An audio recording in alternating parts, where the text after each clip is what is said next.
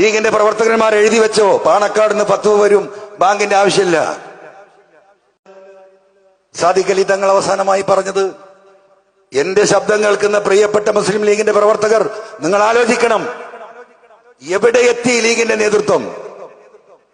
ഇത് മതേതരത്വത്തിന്റെ പ്രതീകമാണ്, അല്ലേ? ഇനി എന്താ അടുത്ത സ്റ്റെപ്പ്? പള്ളികളിലെ ബാങ്ക് വിളി ഉത്തരേന്ത്യൻ സംസ്ഥാനങ്ങളിലൊക്കെ നിർത്തിയ പോലെ ഈ ഫാസിസ്റ്റ് ഭരണം തന്നെയാണ് വീണ്ടും ഇങ്ങോട്ട് വരുന്നെങ്കിൽ കേരളത്തിൽ ബാങ്ക് കൊടുക്കുന്ന നമുക്ക് തോന്നുന്നുണ്ടോ? അപ്പൊ എന്താ പറയാ, ബാങ്ക് കൊടുക്കുന്നത് എന്തിനാ?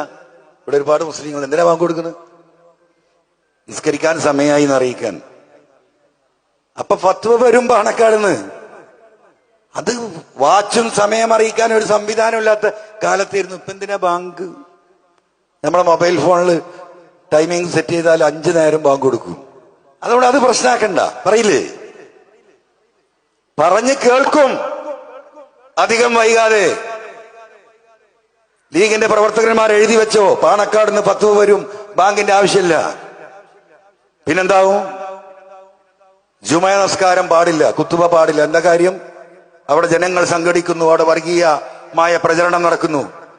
ജുമ നിർത്തും. എന്ത് ചെയ്യും? അപ്പൊ വരും പാണക്കാട് നിന്ന് 10 എന്താ 10?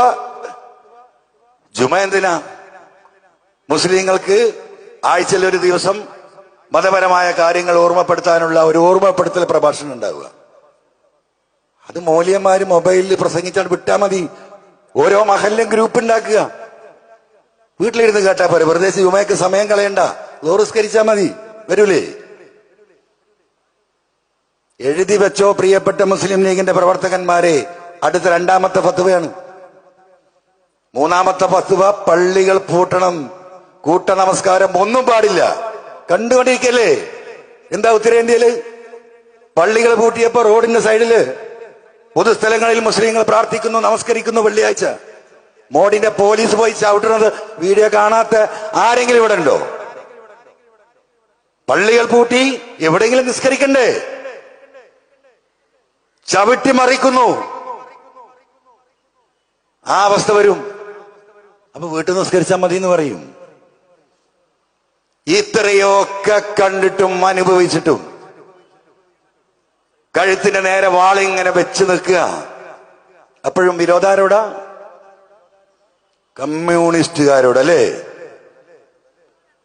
എന്താ ഈ വിരോധം?